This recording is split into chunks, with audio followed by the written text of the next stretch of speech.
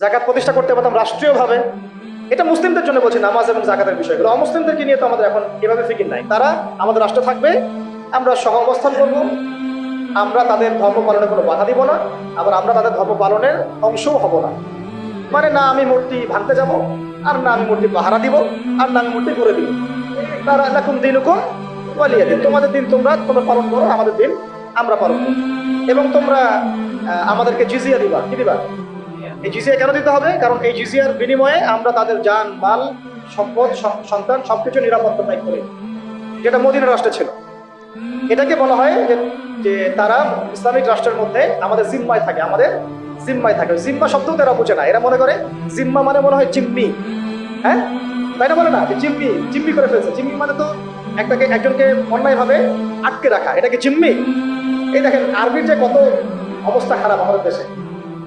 জিম্মি আর জিম্মা এটা কি এক হইল? জিম্মি হচ্ছে কি কাউকে অন্যায়ভাবে আটকে রাখা, আর জিম্মা মানে আপনার জান আমার জান, আপনার মাল আমার মাল, আপনার সন্তান আমার সন্তান, আপনার পরিবার আমার পরিবার। আপনি আমাকে জিজিয়া দিবেন, আপনার পুরো জান মাল ইজ্জত পরিবারের দায়িত্ব আমাদের।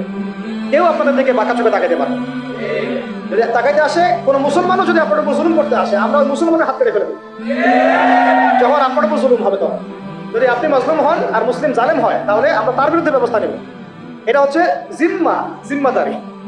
তো এরা দেখলাম যে এতটুকু বুঝে না।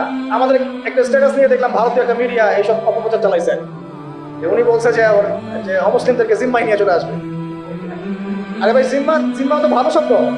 জিম্মা মানে জিম্মা এত বড় শব্দ যে মানে আমার সন্তান যদি আপনার বিরুদ্ধে অন্যায় করে, আমি আমার নিজের হাতে সন্তানকে শাস্তি দিব।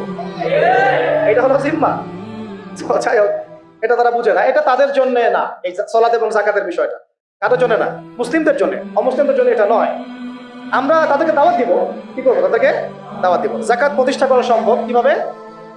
আমরা রাষ্ট্রীয়ভাবে, যে রাষ্ট্রীয়ভাবে আমাদের যাদের নেশাব পরিমাণ সম্ভব হয়েছে, একেবারে তালিকাভুক্ত করে সুমারি করে একটা প্রশাসনের বাহিনীকে লাগিয়ে দিয়ে এটাকে আমরা মানে উত্তোলন করতে পারি কিনা?